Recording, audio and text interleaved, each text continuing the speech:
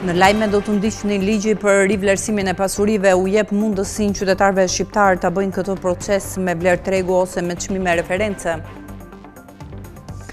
Procesi i rivlerësimit mund të ketë ndikim të drejtë për drejtë në tregun e pronave bosh, duke nxitur shitjet dhe përdorimin e tyre. Tirana po përjeton një rritje të fortë të kërkesës për prona me bllokun dhe komunën e Parisit që kryesojnë si zonat më të preferuara nga të huajt. Gjatë vitit 2025, sistemi i pagesave në Shqipëri u zgjerua ndjeshëm duke treguar një kalim të qartë nga paraja fizike drejt kartave dhe kanaleve digjitale.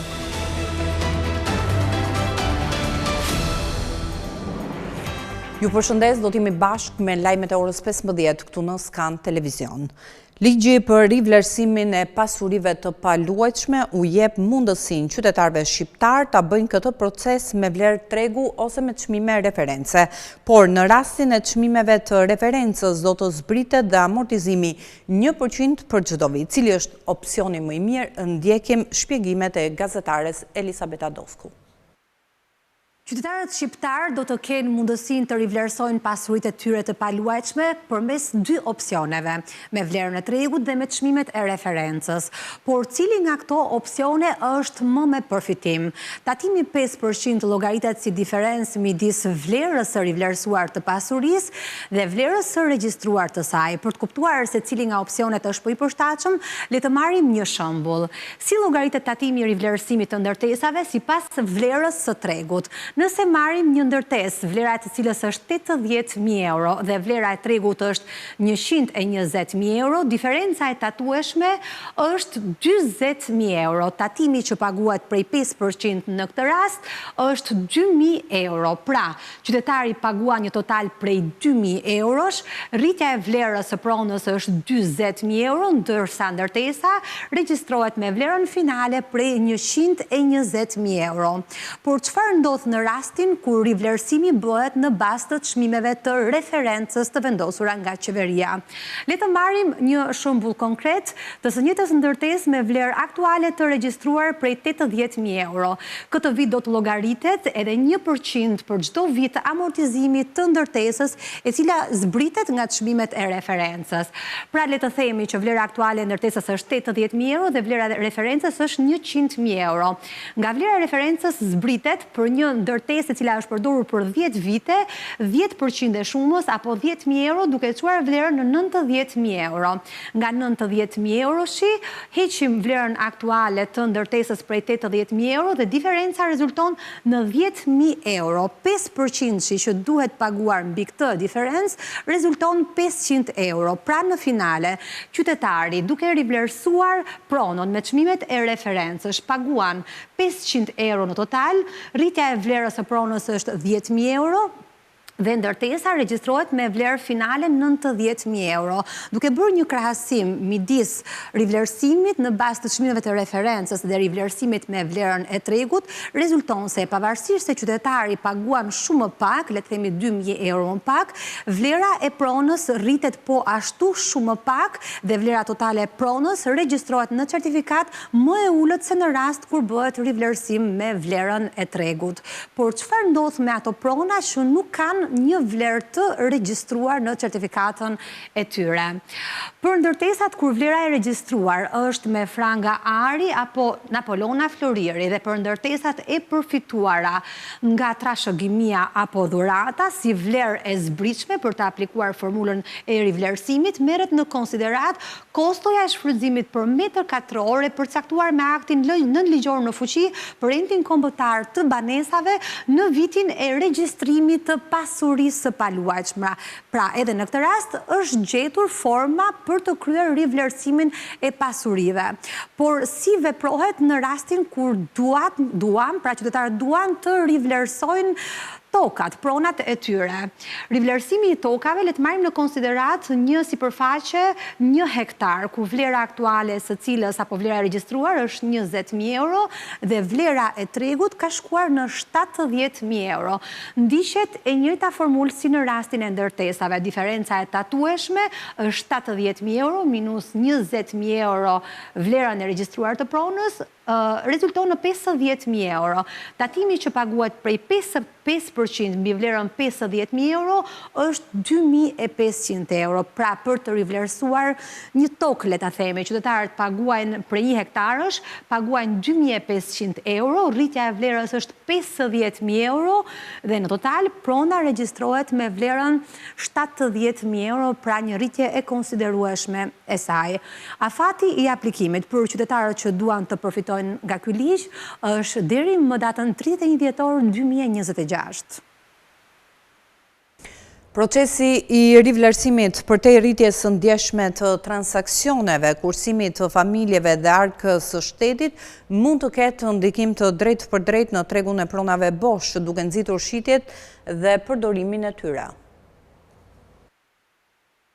Me hyrje në fuqi të ligjit për rivlerësimin e pasurive, pronarët shqiptar kanë tani më mundësinë të regjistrojnë dhe rivlerësojnë pronat e tyre me normë tatimore 5% deri në fund të vitit 2026. Ky proces përtej rritjes së ndjeshme të transaksioneve, kursimit të familjeve që duan të shesin pronën e tyre apo edhe arkës së shtetit, mund të ketë ndikim të drejtë për drejtë në tregun e pronave bosh, duke nxitur shitjen dhe përdorimin e tyre që aktualisht qëndrojnë të pabanuara në të gjithë vendin. Për një pronar që ka një banesë bosh dhe nuk po e përdor, kjo ulje i bën më të leverdishme shitjen apo përdorimin e saj sepse tatimi nuk do ta rëndojë transaksionin. Për shembull, në qarkun e Vlorës, ku më shumë se gjysma e banesave janë të pabanuara, rivlerësimi mund të jetë katalizatori që pronarët investojnë në riparime, qira ose shitje, duke nxitur lëvizjen e kapitalit në tregun lokal. Sipas të dhënave nga Istat, nga 1.082.000 banesa ekzistuese në Shqipëri, rreth 33% prej tyre rrin bosh. Qarku i Vlorës ka peshën më të lartë të banesave të pabanuara me 52.2%. Mbi mesataren kombëtare përqindjen më të lartë të banesave të pabanuara kanë edhe Durrësi, Gjirokastra dhe Lesha, të cilat qëndrojnë ndërmjet 35% dhe 43%. Qarqet e tjera kanë përqindje më të ulta, ku mund të veçojmë kryeqytetin, i cili ka numrin më të madh të njësive të banimit dhe përqindjen më të ulët të banesave bosh. Sipas strukturës, përqindja më e lartë e banesave të pabanuara rezulton në pallate me rreth 40%. Fenomeni shpjegohet me disa faktorë si emigracioni, investimet në prona për qëllime kursimi, ndërtimet për turizëm sezonal si dhe mbajtjen e pasurive jashtë tregut për arsye fiskale apo pritshmëri për rritje të mëtejshme të çmimeve. Nga sot nis zyrtarisht procesi i rivlerësimit të pasurive të paluajtshme me tatim 5% nga 15% që është aktualisht pas publikimit të udhëzimit përkatës në fletoren zyrtare. Por si ka rezultuar ky proces ndër vite dhe sa herë është kryer rivlerësimi i pronave, ndjekim kronikën.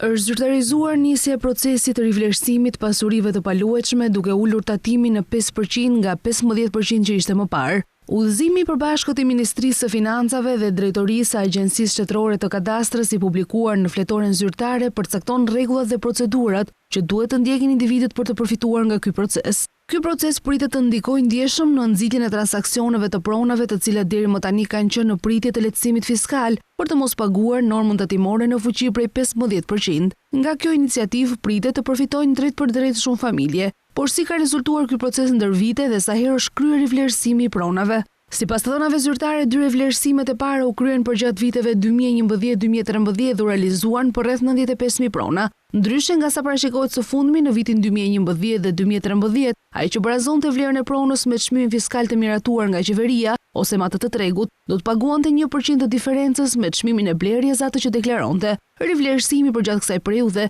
gjeneroi në buxhet 4 miliard lekë. Më vonë rivlerësimi u krye në vitet 2016-2017 me një normë tatimi prej 2% dhe u realizua për 63.000 pasuri, duke gjeneruar rreth 5.1 miliard lekë në buxhet. Ndërkohë, procesi i fundit të rivlerësimit të pasurive nisi në vitin 2020 dhe mbaroi në gusht të vitit 2022 me një normë prej 3%, nga i cili përfituan 110.000 familje për të gjithë vendin dhe u rivlerësuan 168.000 pasuri. Nëse do të flisnim për fitimet, buxheti i shtetit përfitoi 12.7 miliard lekë. Por çfarë është procesi i rivlerësimit? Rivlerësimi është një instrument ligjor dhe fiskal që ka për qëllim përcaktimin e vlerës së pasurive të paluajtshme në përputhje me indikatorët e tregut imobiliar. Rivlerësimi siguron që të gjithë pronarët e pasurive të paguajnë pjesën e tyre të drejtë të taksave bazuar në vlerën e vërtetë të tregut të pasurisë së tyre. Tirana po përjeton rritje të fortë të kërkesës për prona me bllokun dhe komunën e Parisit që kryesojnë si zonat më të preferuara nga të huajt. Paralelisht edhe tregu i qirave mbetet dinamik. Vitet e fundit Tirana është ndruar një kryeqytet me kërkesë të lartë për blerjen e pasurive të paluajtshme. Përveç qytetarëve shqiptar që zgjedhin kryeqytetin për shkak të tregut më të gjerë të punës dhe mundësive në arsim, Tirana vijon të tërheqë edhe migrantë shqiptar të rikthyer, si dhe të huaj që e shohin Shqipërinë si një destinacion të ri për të jetuar dhe punuar. Sipas një studimi të publikuar nga Investropa, ish bloku mbetet zona më e kërkuar për të huaj që investojnë në pasuri të paluajtshme. Çmimet e pronave në këtë zonë variojnë nga 250.000 deri në rreth 700.000 euro, duke reflektuar kërkesën e fortë të profesionistëve dhe të huajve që duan të jenë në zemër të qytetit. Një tjetër zonë që ka fituar popularitet është komuna e Parisit, e preferuar nga familjet dhe të huajt që kërkojnë ambiente moderne me çmime më të moderuara. Apartamentet në komplekset e reja të pajisura me facilitete bashkëkohore kushtojnë nga 150.000 deri në 300.000 euro. Gjithashtu edhe zona e liçenit artificial është një nga më të kërkuarat nga të huajt që duan të blejnë prona në vend. Sipas të dhënave, kompsit më të përfaqësuara në këto zona janë amerikan,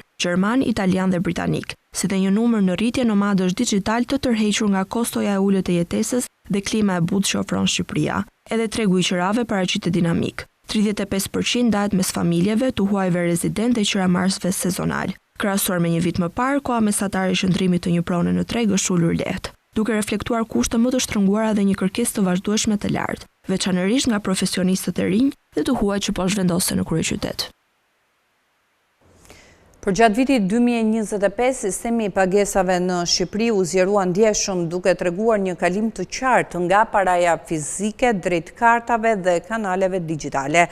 Rritja e terminaleve POS, zgjerimi i blerjeve me kartë dhe përdorimi më i madh i ATM-ve për depozitime dëshmojnë një ekonomi të formalizuar dhe më të modernizuar. Infrastruktura e pagesave në Shqipëri, që përfshin ATM, terminale POS, home banking dhe AIPS, ka qarkulluar një volum prej 18.1 trilion lekësh gjatë vitit 2025. Sipas të dhënave më të fundit nga Banka e Shqipërisë, shuma e parave që ka kaluar në kanalet e pagesave për një vit është rritur me 1.74 trilion lek, ose 10.7% më shumë krahasuar me 2024-ën. Rritja e volumit të pagesave përmes ATM-ve, POS-eve, home banking dhe sistemeve ndërbankare tregon se shqiptarët dhe bizneset po përdorin gjithnjë më pak para fizike dhe po kalojnë drejt kanaleve digjitale të pagesave.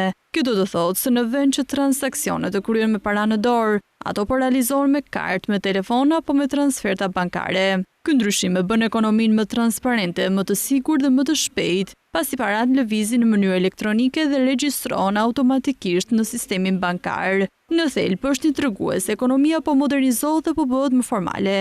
Ky kapërcim ka ardhur edhe si rrjedhore shtimit dhe përmirësimit të infrastrukturës së pagesave në vend. Statistika zyrtare tregojnë se gjatë vitit 2025 rezultojnë të jenë shtuar 6.782 terminale të reja POS në Shqipëri, rreth 28% më shumë se në 2024-ën. Për herë të parë në historinë e sistemit tonë të pagesave, blerjet përmes terminaleve POS në dyqane dhe biznese kanë thyer barrierën e 100 miliard lekëve, duke u ndalur në shifrën rekord për rreth 106 miliardësh. Një tregues i qartë ky për formalizimin e lartë të tregtisë dhe rritjen e kulturës financiare. Nga ana tjetër, bankomatet kanë pasur një rritje më të vogël. Gjatë vitit të kaluar rezultojnë të jenë shtuar vetëm 80 bankomate të reja, rritje me 110% e depozitimeve cash në ATM nga 50 miliard në rreth 105 miliard lek, është ndoshta e dhëna më interesante e vitit 2025. Kjo dëshmon se qytetarët po kërkojnë gjithnjë më shumë pavarësi nga shërbimi fizik. Së shpejti pritet të zbatohet edhe sistemi i pagesave të shpejta, instant payment, për kryer me QR kod të pagesave në dyqane. Bashkë me zvogëlimin e komisioneve për terminalet POS gjatë këtij viti, të dyja këto bashkë do të ulin kostot për bizneset dhe nxisin më tepër pagesat elektronike. Rritja e pagave po shihet si një ndër faktorët kryesor që ndikon në produktivitetin e punonjësve. Ekspertja e tregut të punës Gertiana Hasalla tha për Skan Televizion se rritja e nivelit të ardhurave mujore mbetet një element thelbësor për motivimin dhe kënaqësinë në punë. Sa ndikon realisht paga në produktivitetin e punës? Kjo është një nga pyetjet kryesore që po shoqëron diskutimet mbi tregun e punës, sidomos në kushtet kur bizneset përballen me sfida për të mbajtur dhe motivuar stafin. Rritja e pagave, veçanërisht e pagës minimale, shihet nga ekspertët si një mekanizëm që mund të ndikojë drejt për drejt në performancën e punonjësve. E vërteta është që pas gjithë diskutime që kemi bërë edhe për kushtet e punës, le të themi që pagesa është një nga pikat kryesore që fletet për produktivitetin e punonjësve. Është një nga pikat kryesore që secili prej nesh është shqetësuar për sa para çon në shtëpi në fund muajit, kështu që një rritje në pagesë është gjithmonë një, le të themi, stimul i madh për punonjësit që të bëhet më produktiv. Nuk është stimuli vetëm, patjetër ka kushte të tjera që duhet plotësohen së bashku me pagesën, po ky ndryshim në rritje dhe sidomos edhe ndryshimi që ka ndodhur në pagesën minimale, për shembull në rritjet e fundit që ka ndodhur, tregon në vetvete që edhe pagesa, ndër të tjera, është një faktor kryesor për sa i përket kënaqësisë në punë nga vetë punonjësit, po edhe produktivitetit të tyre. Argumenti është se një punonjës që ndihet i vlerësuar financiarisht ka edhe më shumë gjas sa të jetë më i përkushtuar dhe më produktiv në punë. Megjithatë, ekonomistët dhe ekspertët e tregut të punës theksojnë se paga është vetëm një hallkë e zinxhirit që përcakton efikasitetin në punë. Ministrja e Ekonomisë dhe Inovacionit Delina Ibrahimaj nënshkroi marrëveshjen për sigurimet shoqërore me Poloninë. Sipas ministres, marrëveshja synon të ofrojë siguri juridike dhe mbrojtje sociale për qytetarët, duke siguruar trajtim të barabartë dhe respektim të drejtave të fituara në sistemet e sigurimeve shoqërore në të dyja vendet. Ministri e Ekonomisë dhe Inovacionit Delina Ibrahimaj nënshkroi marrëveshjen për sigurimet shoqërore ndërmjet Republikës së Shqipërisë dhe Republikës së Polonisë, duke shënuar një hap të rëndësishëm në forcimin e bashkëpunimit dypalësh mes dy vendeve. Kjo marrëveshje përbën një lajm shumë të mirë për qytetarët shqiptar dhe polak që kanë jetuar apo punuar në secilin prej vendeve, pasi garanton njohjen dhe totalizimin e periudhave të sigurimit, të drejtën për përfitimin e pensionit të pleqërisë sipas moshës ligjore, si dhe mbrojtjen nga humbja të drejtave si pasojë e lëvizjes ndërmjet dy shteteve. Ky është një lajm i mirë, është një hap konkret për forcimin e bashkëpunimit të marrëdhënieve dypalëse ndërmjet Shqipërisë dhe Polonisë, dhe gjithashtu është një hap i mirë përpara drejt integrimit të Shqipërisë në Bashkimin Evropian. Kjo është marrëveshja 11 që ne kemi me vendet e Bashkimit Evropian për njohjen e viteve të pensioneve dhe e 17-ta që kemi me të gjithë vendet të tjera.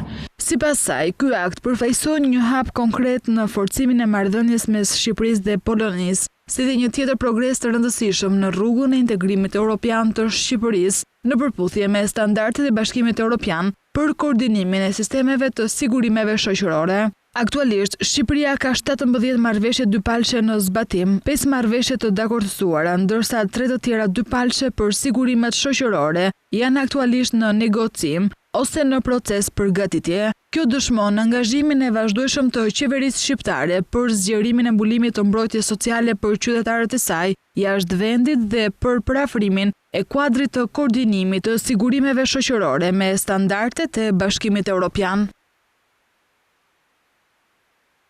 Mira të moshuar jetojnë vetëm teksa gjithmonë më shumë rritet nevoja për shërbime. Aktualisht në vendin ton janë 56 qendra ditore dhe 21 rezidenciale, ndërsa në disa qarqe të vendit duket se kapacitetet e këtyre qendrave janë të ezauruara. Plakja e popullsisë, emigracioni masiv dhe ritmi gjithnjë më dinamik i jetës kanë rritur numrin e të moshuarve që jetojnë vetëm. Censi i vitit 2023 nxori në pah se rreth 64.000 persona mbi 60 vjeç jetonin vetëm. Kjo përkthehet në dhjetra mijëra të moshuar që përballen çdo ditë me vetmin, sfidat shëndetësore dhe pasiguritë ekonomike, pa prezencën dhe mbështetjen familjare. Në këtë panoram, sistemi i shërbimeve sociale për të moshuarit mbështetet kryesisht në qendra ditore dhe qendra rezidenciale. Në të gjithë vendin rezultojnë 56 qendra ditore dhe 21 rezidenciale. Qendrat ditore ofrojnë shërbime gjatë ditës duke përfshirë aktivitete sociale, mbështetje psikosociale, ushqim dhe ndihmë bazë për të moshuarit që jetojnë në komunitet. Disa prej tyre funksionojnë edhe si qendra lëvizëse duke ofruar shërbim në shtëpi, ndërsa qendrat rezidenciale ofrojnë kujdes 24 orësh për ata që nuk kanë mbështetje familjare apo kanë nevojë për asistencë të vazhdueshme. Megjithatë, shpërndarja e këtyre shërbimeve varion sipas qarqeve dhe dendësisë së popullsisë. Tirana rezulton qarku me numrin më të lartë të strukturave, me 20 qendra në total, e ndjekur nga Korça me 11 dhe Shkodra me 10, Në anën tjetër, qarqe si Kuksi, me vetëm një qendër ditore dhe Lezhë me 2, paraqesin mbulimin më të ulët. Edhe në qarqe të tjera si Dibra dhe Durrësi, numri i qendrave është i kufizuar, ndërsa në disa zona qendrat ekzistuese funksionojnë në kapacitet maksimal apo edhe mbi kapacitete. Kjo pabarazi territoriale nënkupton se qasja në shërbime për të moshuarit varet ndjeshëm nga vendbanimi. Në disa qytete, rritja e shërbimeve është më i konsoliduar, ndërsa në të tjera mbështetja mbetet minimale. Një pjesë e madhe e qendrave ditore administrohen nga organizata fetare, ndërsa qendrat rezidenciale janë kryesisht private, çka shton edhe dimensionin financiar në aksesin ndaj kujdesit afatgjat. Të moshuarit ka nevojë për më shumë shërbime. Ndryshime demografike tregojnë një shoqëri që po plaket, gjë që rrit nevojën për një rishikim të politikave sociale për këtë kategori. Plakja e popullsisë rrit nevojën për shërbime dhe hartimin e politikave sociale të përshtatshme me nevojat demografike të vendit. Sociologja Miranda Rira tregon aspektet ku duhet të fokusohen këto politika. Ishte qendra në krahasim me njerëzit të moshuar që ishin aty, domethënë ata nuk kishin vende ku të uleshin dhe të them të drejtën ishte edhe një periudhë, domethënë vetë drejtoresha e qendrës më tha që këtu natyrisht ne bëjmë maksimumin, por vendet janë shumë të limituara. Domethënë duhet patjetër që shërbimi social shtetëror, që qeveria me politikat e saj të rrisë numrin e rezidencave, pra të azileve apo po themi të vendeve për moshën e tretë.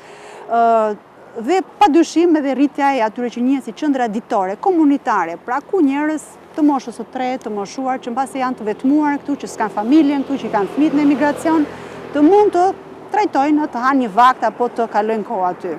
Pra kjo do të thotë është një këmban alarmi që duhet të kemi parasysh nevojat dhe, si thuash, dhe të kemi në vëzhgim këta njerëz, sepse ata realisht janë pjesë e shoqërisë tonë. Sipas sociologes, qendra ditore për të moshuarit janë tepër të rëndësishme, qoftë për shërbimet e ofruara, por edhe që të mos ndihen të vetmuar, ndërsa edhe qendrat rezidenciale duhet të ofrojnë shërbime më të mira. Problem shumë i madh, nëse flasim për politikat që duhet të ndjekë shteti, po themi, ose shërbimi social, ose që duhet të kemi parasysh, ato do t'i ndajnë në 4 shtylla kryesore. Së pari politika sociale, së dyti politika ekonomike, së treti politika të strehimit, sepse ka shumë rëndësi, domethënë që të kuptojmë që këta të moshuar kanë nevojë për strehim, kanë nevojë për banesë, për ujë të ngrohtë, për higienë, për shërbime shëndetësore, të cilat pra që lidhen me ilaçet, me ilaçet të rimbursuara, ose një pjesë për tyre jo. Pra, nevojat janë shumë të mëdha. Vetmia dhe pikërisht kjo që ne flasim, pra për kujdesja, lidhet me një nevojë emocionale dhe psikologjike që kanë të moshuarit. Kemi parasysh, ata ose janë në pension, pra e kuptojnë që nuk janë më pjesë aktive shoqërisë, ose janë, pra ndjen përveç se të vetmuar, ndjen dhe të izoluar nga shoqëria, ndjen të pa përkrahur nga familjarët e tyre, por mund kenë edhe probleme familjare. Ministri i Mbrojtjes Piro Vengu u takua me homologun e tij hungarez duke riafirmuar partneritetin e ngushtë mes dy vendeve në fushën e mbrojtjes, sigurisë dhe integrimit evropian. Gjatë takimit u nënshkruan 2 marrëveshje, një për intensifikimin e bashkëpunimit në mbrojtje në nivel civil dhe një tjetër mes institucioneve përgjegjëse për inovacionin në mbrojtje me synimin për të përfituar më shumë financime nga programet evropiane. Ministri i Mbrojtjes i Shqipërisë Piro Vengu zhvilloi një konferencë të përbashkët për shtyp me homologun e tij hungarez pas takimit dypalësh në Budapest, ku riafirmua partneriteti i ngushtë mes dy vendeve në fushën e mbrojtjes, sigurisë dhe integrimit evropian. Shqipëria është një vend që ka mikpritur investime të rëndësishme dhe kompani të ekselencës hungareze. Dhe ky element tashmë është edhe një shtyllë e bashkëpunimit që ne synojmë ta zhvillojmë në rrafshin ushtarak. Siç e tha dhe Kristofi, është një mbështetës shumë e fortë e antarësimit të Shqipërisë në Bashkimin Evropian. Një pjesë e mirë e diskutimeve tona sot kishin të bënin me bashkëpunimin në rrafshin ushtarak.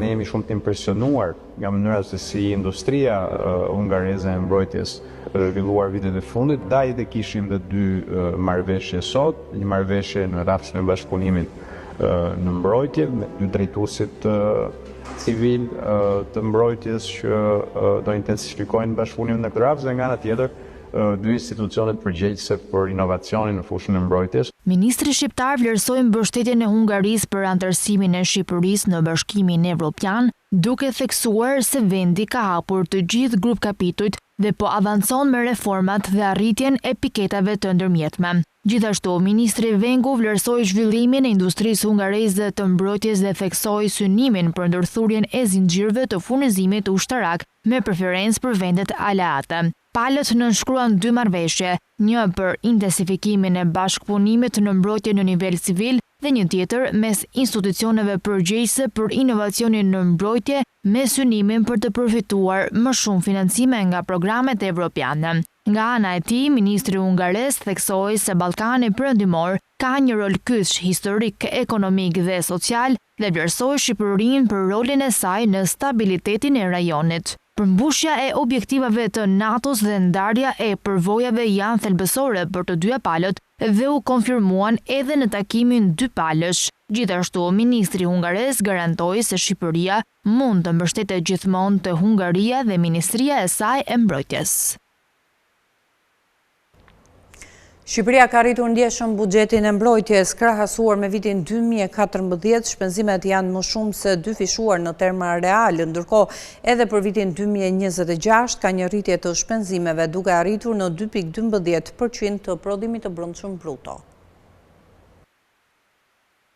Rritja e vazhdueshme e shpenzimeve për mbrojtjen reflekton një angazhim të fortë të Shqipërisë në kuadër të detyrimeve të saj si vend antar i NATO-s, si dhe një orientim drejt forcimit të kapaciteteve ushtarake në një kontekst të risigurie në Europë. Për këtë vit, buxheti për mbrojtjen arri në 2.12% të prodhimit të brendshëm bruto, duke pasur një rritje me 12% nga viti i shkuar. Mirëpo si ka ndryshuar investimi i Shqipërisë në këtë sektor për gjatë viteve? Shqipëria ka shënuar një rritje të ndjeshme të buxhetit të mbrojtjes gjatë dekadës së fundit, duke arritur në vitin 2025 objektivin prej 2% të prodhimit të brendshëm bruto, siç kërkohet nga NATO. Të dhënat zyrtare nga raporti Defense Expenditure për vitin 2014 deri në vitin 2025 tregojnë se vendi ka kaluar nga 1.33% e produktit të brendshëm bruto në vitin 2014 në 2.01% në vitin 2025, duke shënuar një rritje prej 0.68 pikë-përqindjeje. Gjatë periudhës 2014 deri në vitin 2022, shpenzimet për mbrojtjen kanë qëndruar nën pragun 2%, me nivele që varionin nga 1.15% deri në 1.33% të produktit të brendshëm bruto.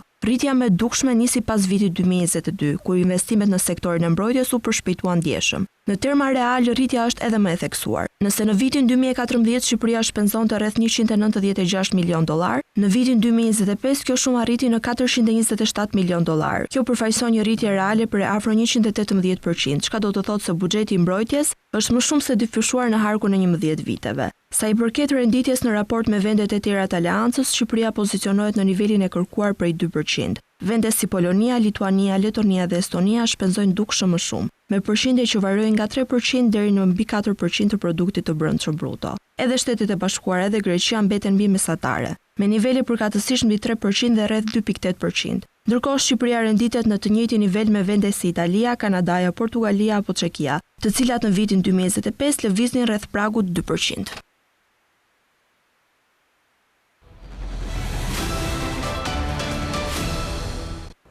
Mirë, do të ndalemi me zhvillimet nga bota. Bordi i Paqes ka hapur faqen zyrtare në internet vetëm pak ditë pas inaugurimit të 19 shkurtit. Në këtë faqe janë vendosur flamujt e 28 shteteve themeluese, mes tyre i Shqipërisë dhe i Kosovës. Bordi i Paqes ka hapur faqen zyrtare në internet vetëm pak ditë pas inaugurimit të 19 shkurtit. Në këtë faqe janë vendosur flamujt e 28 shteteve themeluese, mes tyre dhe i Shqipërisë dhe Kosovës. Gjithashtu janë publikuar edhe fotot e udhëheqësve të vendeve themeluese, ku sipas rendit alfabetik, kryeministri Edi Rama vjen menjëherë pas presidentit të Shteteve të Bashkuara të Amerikës Donald Trump. Në kartën e bordit renditen parimet themelore të tij, duke deklaruar se paqja e qëndrueshme kërkon gjykim pragmatik, zgjedhje të shëndosha dhe guximin për t'u larguar nga qasjet dhe institucionet që shumë shpesh kanë dështuar, duke pranuar se paqja e qëndrueshme zërrojnë kur njerëzit fuqizohen për të marrë pronësinë dhe përgjegjësinë për të ardhmen e tyre, duke pohuar se vetëm partneriteti qëndrueshëm i orientuar drejt rezultateve i bazuar në barë dhe angazhime të përbashkëta mund të sigurojë paqe në vendet ku për një kohë shumë të gjatë ka rezultuar i pamundur, duke u pikëlluar që shumë qasje ndaj ndërtimit të paqes nxisin varësi të përhershme dhe institucionalizojnë krizën në vend që t'i çojnë njerëzit përtej saj, duke theksuar nevojën për një organ ndërkombëtar për ndërtimin e paqes më të shpejtë dhe efektiv, si dhe duke vendosur të mbledhin një koalicion shtetësh të gatshme të përkushtuara për bashkëpunim praktik dhe veprim efektiv, të udhëhequr nga gjykimi dhe duke nderuar drejtësinë, palët miratojnë kartën e bordit të paqes. Gjithashtu në faqe është publikuar edhe plani paqes për Gazën, kur janë renditur vendet që do të kontribuojnë financiarisht, ndërsa Shqipëria dhe Kosova janë ndër vendet që do të dërgojnë trupa për forcën ndërkombëtare të stabilizimit. Lufta e Rusisë në Ukrainë po hyn të martë në vitin e saj të 5, ndërsa udhëheqësit e Bashkimit Evropian që u mblodhën në Kiev në një shfaqje të madhe mbështetje. Ndërkohë, Britania e Madhe publikoi paketën e saj më të madhe të sanksioneve kundër Rusisë që nga muajt e parë të pushtimit në vitin 2022. Lufta e Rusisë në Ukrainë hyri të martën në vitin e saj të 5 me udhëheqës nga gjithë Bashkimi Evropian që u mblodhën në Kiev në një shfaqje të madhe mbështetje. Për Bashkimin Evropian, kjo vizitë masive në kryeqytetin e Ukrainës është veçanërisht e rëndësishme, pasi Hungaria të hënën i vuri një pengesë të madhe mbështetjes së bllokut për vendin e shkatëruar nga lufta. Hungaria vendosi veto ndaj paketës së 20 të sanksioneve kundër Rusisë, si dhe një kredi për 90 miliardë euro për Ukrainën. Megjithatë, shefja e Komisionit Evropian Ursula von der Leyen do të paraqesë Zelenskit një paketë të konsiderueshme, duke përfshirë 100 milion euro për mbështetje energjetike dhe një plan gjithëpërfshirës të përgatitjes për dimër për vitin e ardhshëm, tha një zyrtare evropian. Ndërkohë Britania e Madhe publikoi të martën atë që e përshkruan si paketën e saj më të madhe të sanksioneve kundër Rusisë që nga muajt e parë të pushtimit në vitin 2022. Paketa e re synon kompaninë e tubacioneve PJSC Transneft, të cilën Londra thotë se është përgjegjëse për transportin e mbi 80% të eksporteve të naftës ruse, si dhe rrjetin e errët të tregtarëve të paligjshëm të naftës së Rusisë, duke përfshirë 175 kompani në rrjetin e naftës Two Rivers, një nga operatorët më të mëdhenj të flotës në hije në nivel global dhe një tregtar i madh i naftës bruto ruse. Gjithashtu në shënjestër janë 49 subjekte dhe individ të përfshirë në mbështetjen e makinës luftarake të Rusisë, 3 kompani civile të energjisë bërthamore dhe 2 individ të përfshirë në përpjekje për të siguruar kontrata për instalime të reja bërthamore ruse jashtë vendit, si dhe nënt banka ruse që përpunojnë pagesa ndërkufitare. Paratë që Rusia fitoi nga eksporti i naftës edhe gazit kanë rënë gjatë 12 muajve të fundit, edhe pse eksportet u rritën në vëllim. Në përgjigje të sanksioneve perëndimore, Moska ka ridrejtuar pjesën më të madhe të naftës së saj të papërpunuar të transportuar nga deti drejt Kinës, Indisë dhe Turqisë. Paratë që Rusia fitoi nga eksporti i naftës dhe gazit kanë rënë gjatë 12 muajve të fundit, edhe pse eksportet u rritën në vëllim, sipas të dhënave të publikuara të martën në përvjetorin e 4 të pushtimit në shkallë të plotë të Ukrainës. Rusia mbështetet shumë në të ardhurat nga energjia për të mbështetur luftën e saj në Ukrainë, një lidhje që i ka çuar vendet perëndimore të vendosin sanksione gjithnjë më të rrepta ndaj karburantit rus, duke kërkuar të dobësojnë përpjekjet ushtarake të vendit. Një analizë publikuar nga organizata jo fetimprurse Qendra për kërkimbe mbi energjinë dhe ajrin e pastër zbuloi se të ardhurat e Rusisë nga eksportet e naftës, gazit, qymyrit dhe produkteve të rafinuara arritën në total 193 miliardë euro në periudhën 12 mujore, që përfundoi më 24 shkurt 2026, duke shënuar një rënje prej 27% nga periudha e krahasuar para pushtimit. Ndërsa eksportet e gazit të Rusisë kanë rënë ndjeshëm që nga viti 2022, sanksionet deri më tani nuk kanë ndikuar në vëllimet e eksportit të naftës, por përkundrazi e kanë detyruar Moskën të shes naftë me çmime më të ulta.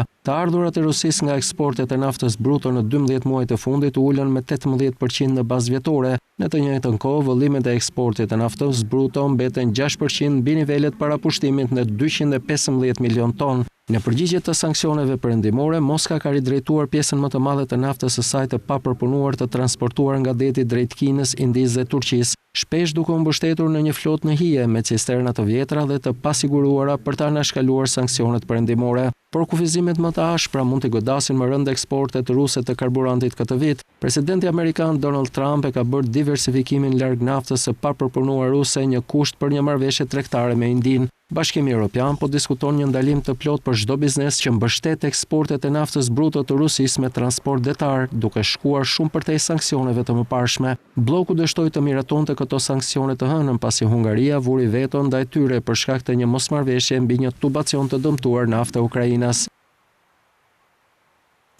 Tarifat e reja globale prej 15% në fakt të vendosura nga presidenti i Shteteve të Bashkuara të Amerikës Donald Trump hynë në fuqi në orën 6 të mëngjesit. Tarifat e reja do të mbeten në fuqi për 150 ditë deri në fund të korrikut. Tarifat e reja globale prej 15% të vendosura nga presidenti amerikan Donald Trump hynë në fuqi në orën 6 të mëngjesit. Në të njëjtën kohë, dogana dhe mbrojtja kufitare e Shteteve të Bashkuara ndalojnë mbledhjen e detyrimeve të vendosura sipas aktit ndërkombëtar të fuqive ekonomike të emergjencës, të cilin Gjykata Supreme e shpalli të paligjshëm. Taksa e re e vendosur fillimisht me dekret presidencial në 10% dhe më pas rritur nga Trump me 5% të tjera me një postim në Truth Social në dritën e dekreteve të përditësuara. Zëvendësonte ashtu quajtura tarifa reciproke dhe taksat e lidhura me rrjedhën e fentanilit për Kanadan, Meksikën dhe Kinën, të vendosura duke cituar ligjin ekonomik të emergjencës IEPA dhe të refuzuara nga sistemi drejtësisë amerikane. Të premten e kaluar, vetëm disa orë pas vendimit, presidenti nënshkroi një urdhër ekzekutiv që autorizonte taksën e importit për 10%. Më pas ai kërcënoi të arriste normën në 15%, por Trump nuk lëshoi zyrtarisht një direktiv për këtë qëllim deri në orën 12:01 të drekës sipas kohës së Washingtonit, të martën më 24 shkurt, kur hyri në fuqi taksa për 10%. Prandaj Donald Trump nuk po të riqet nga tarifat dhe duket se nuk është i gatshëm të devijojë nga një linjë ashpër dhe pa kompromis. Vendet që përfitojnë nga vendimi i Gjykatës Supreme, paralajmëron ai, do të përballen me tarifa shumë të larta dhe më të këqija se ato për të cilat është rënë dakord së fundmi. Këto fjalë erdhën vetëm disa orë pasi tarifat prej 15% për të gjitha vendet hynë në fuqi, duke zëvendësuar ato që u konsideruan të paligjshme në vendimin e gjykatës. Tarifat prej 15% do të mbeten në fuqi për 150 ditë deri në fund të korrikut, siç kërkohet nga seksioni 122 i aktit të tregtisë të vitit 1974, mbi të cilin ato bazohen. Nëse Trump do të vendosë të zgjasë ato, ai duhet të drejtohet Kongresit, ku megjithatë do të përballet me një mur demokratësh të gatshëm të kundërshtojnë me të gjitha mjetet. Udhëheqësi demokrat i Senatit Chuck Schumer ka siguruar tashmë se partia do të luftojë për të bllokuar çdo zgjatje. Një apel i mundshëm drejtuar Kongresit për të zgjatur tarifat ekzistuese ose për të kodifikuar ato në ligj është një opsion që shihet me skepticizëm edhe nga republikanët, duke qenë se është edhe një vit zgjedhor. Një anketë e Eurobarometrit në vitin 2005 zbuloi se 2/3 e qytetarëve të Bashkimit Evropian mbështesin një taksë mbi të pasurit, ndërsa 4/5 janë pro taksimit të kompanive të mëdha shumëkombëshe.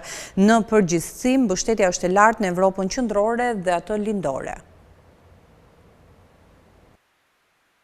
Një anketë e Eurobarometrit në vitin 2005 zbuloi se 2/3 e qytetarëve të Bashkimit Evropian mbështesin një taksë mbi të pasurit, ndërsa 4/5 janë pro taksimit të kompanive të mëdha shumëkombëshe. Mbështetja ndryshon shumë në të gjithë Europën dhe ekspertët thonë se ndryshimet në besimin ndaj qeverive dhe institucioneve publike ndihmojnë në shpjegimin e ndekut. Pjesëmarrësve u bë pyetja cili është mendimi juaj për një nivel minimal të taksës bazuar në pasuri që u zbatohet individëve më të pasur në vendin tuaj. Mesatarisht 65% në të gjithë Bashkimin Evropian mbështeten një taksë të tillë minimale dhe kjo varionte nga 45% në Çeki në 78% në Hungari. Për te i këtyre vendeve mbështetja është të paktën 70% në Bullgari, Rumani, Kroaci dhe Greqi, ndërsa bie në gjysmën e kësaj shifre në Poloni dhe Danimark. Midis katër ekonomive më të mëdha të Bashkimit Evropian, nivelet e mbështetjes janë të ngjashme.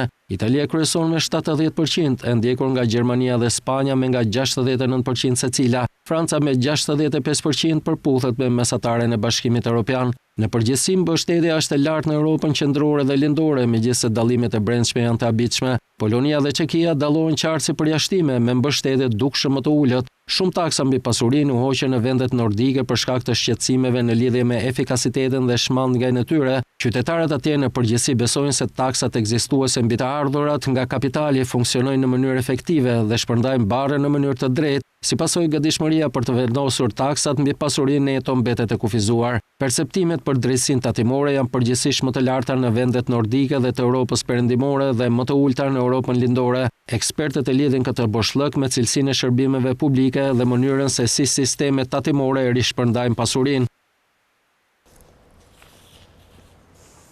Organizatat e transportit ajror por bëjnë thirrje urgjente për masa për të parandaluar që sistemi i ri i hyrje-daljeve i Bashkimit Evropian të shkaktojë kaos gjatë udhëtimeve verore. Zbatimi i plotë i kontrolleve të reja kufitare të bllokut pritet të hyjë në fuqi më 10 prill 2026.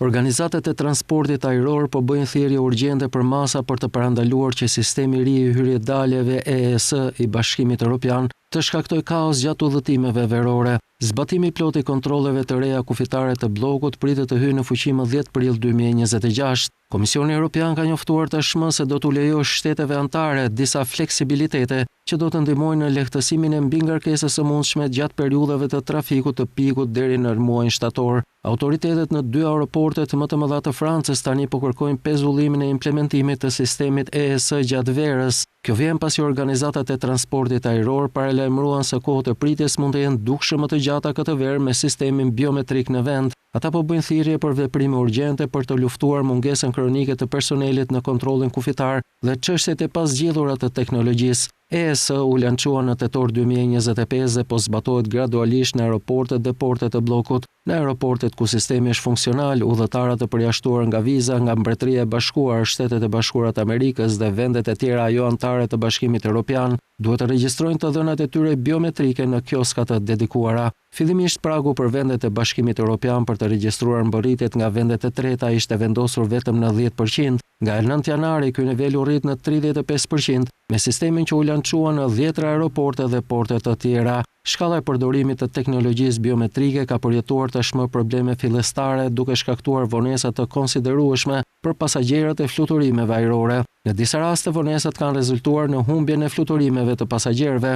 Një raport i publikuar në fund të vitit të kaluar nga Këshilli Ndërkombëtar i Aeroporteve e Europës zbuloi se zbatimi progresiv i sistemit biometrik ka rezultuar në rritjen e kohës së përpunimit të kontrollit kufitar në aeroporte deri në 70%, me kohë pritje deri në 3 orë në periudhat e trafikut të pikut. Që nga 10 prilli 2026, shtetet anëtare duhet të kenë të zbatuar teknologjinë EES në të gjitha pikat kufitare dhe të regjistrojnë të gjithë shtetasit e palëve të treta që hyjnë në vend. Megjithatë, pas kësaj date, shtetet anëtare do të jenë ende në gjendje të pezullojnë pjesërisht operacionet e EES, kur është e nevojshme gjatë një periudhe shtesë 90 ditore, me një zgjatje të mundshme prej 60 ditësh, nëse më pak se 80% e të dhënave të sistemit të marra para shpërndarjes së plot përmbajnë të dhëna biometrike.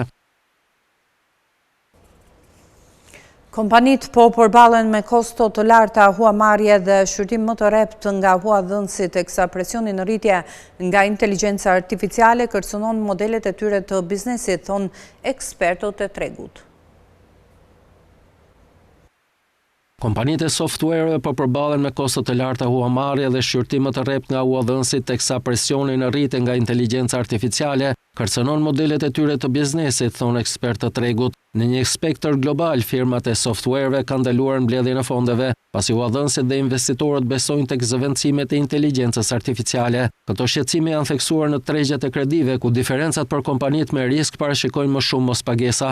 Ne presim që rreziku ndërprerjes nga inteligjenca artificiale të reflektohet gjithnjë më shumë gjatë vitit 2026 deri në fillim të 2027-s, veçanërisht për sektorët e cilësisë së ulët dhe me nevoja të larta për rifinancim, tha banka zvicerane UBS. Rreziku është i përqendruar së tepërmi në Shtetet e Bashkuara të Amerikës. Edhe ato kompani borxhi të cilave konsiderohet me cilësi më të lartë dhe më pak i ndjeshëm ndaj ndikimit të inteligjencës artificiale, janë stepur nga qasja në treg derisa të shohin rikuperim, tha një bankier. Huamarrësit e industrisë teknologjike, nga të cilët 60% i përkasin softwareve, përbëjnë pjesën më të madhe të kredive të bazuara në borxhe, sipas ekspertëve. Gjithashtu kredit teknologjike përfaqësojnë 17% të atyre të papaguara, me vlerë $260 miliard. Si përfundim, aksionet amerikane janë të rënditur ndjeshëm nga inteligjenca artificiale, e cila po joshe investitorët drejt automatizimit, teksa indeksi softwareve ka rënë me 20% gjatë vitit 2026. Kemi mbërritur në fund të këtij edicioni informativ. Të tjera zhvillime i gjeni duke klikuar në faqen tonë të internetit skan.tv.al, ku mund të gjeni gjithçka mbi ekonominë, bankat, sigurimet, tregjet financiare e të tjerë. Faleminderit që na ndoqët, ndajmë këtu për të ritakuar në orën 16 në emisionin Box to Box. Qëndroni me ne.